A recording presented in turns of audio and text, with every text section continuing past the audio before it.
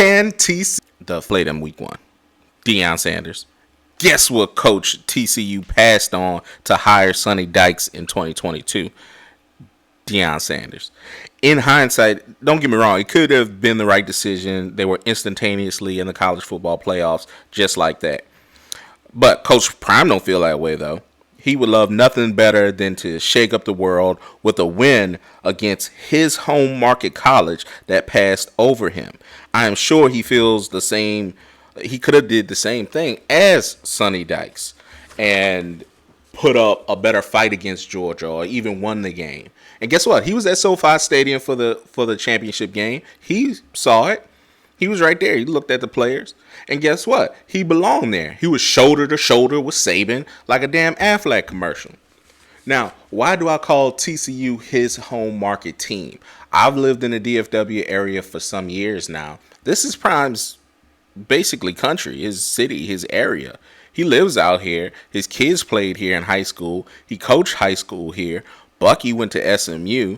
He's a known figure in Triple D like Jerry Jones because what he did with the Cowboys. He basically go anywhere and eat for free here. My point is, everything he is doing in Boulder, he could have done in Fort Worth.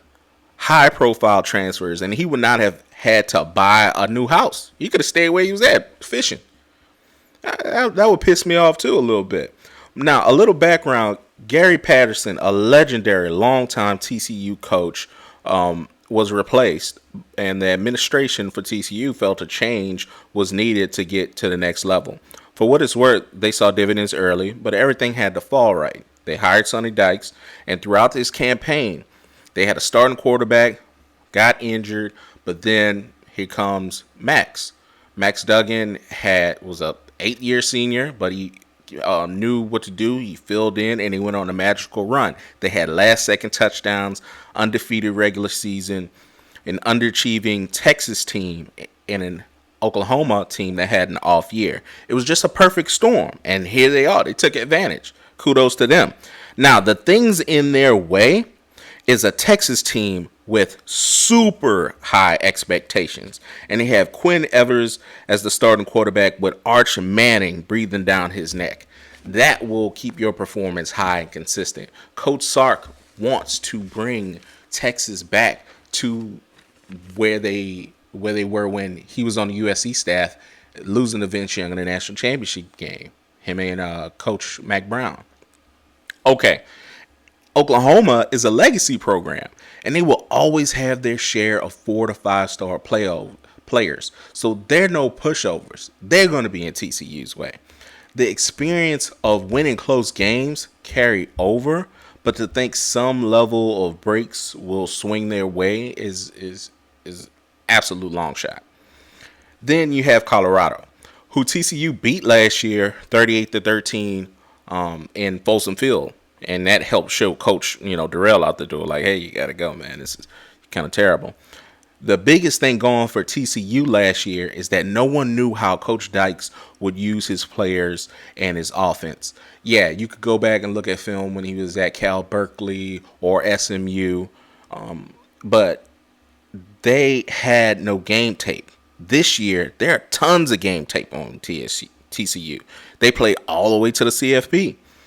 This year, the advantage of no prior game tape will obviously favor Coach Prime and Coach Lewis's offense.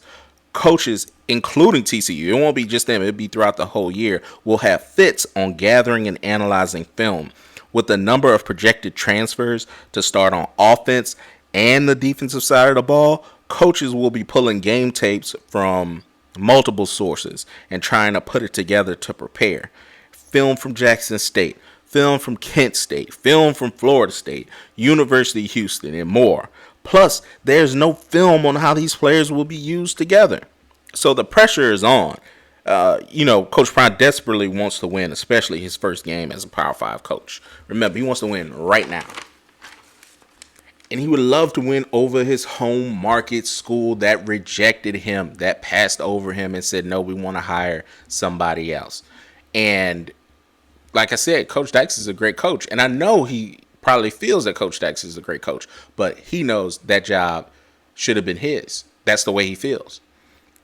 And to be clear, And no offense to SMU in regards to football only. TCU runs the DFW market. So that's the premier job.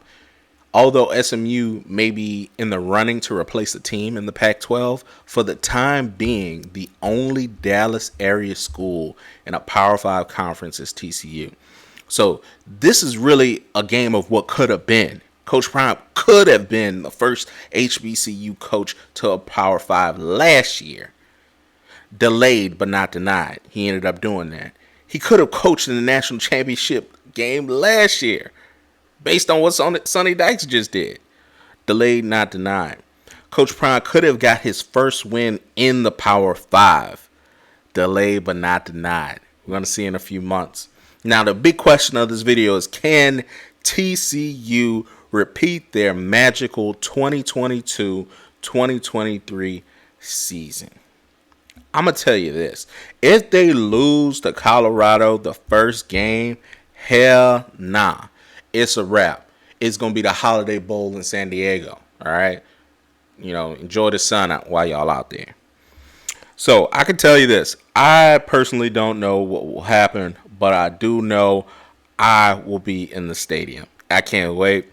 It's going to be my first time in TCU's stadium. I've seen them play in Arlington, but this time they're going to be in Fort Worth, so it's going to be fun. I looked up their stadium size. It's about 45,000. I expect it to be sold out with just people just wanting to see what's going to happen. And then, you know, they're coming off an incredible campaign, so I know all of the alums and students will be out there. I anticipate it being a packed game. It's going to be on ESPN, so get there early. I might get a hotel and get dropped off via Uber or Lyft or somebody, because traffic gonna be insane. Fort Worth is not like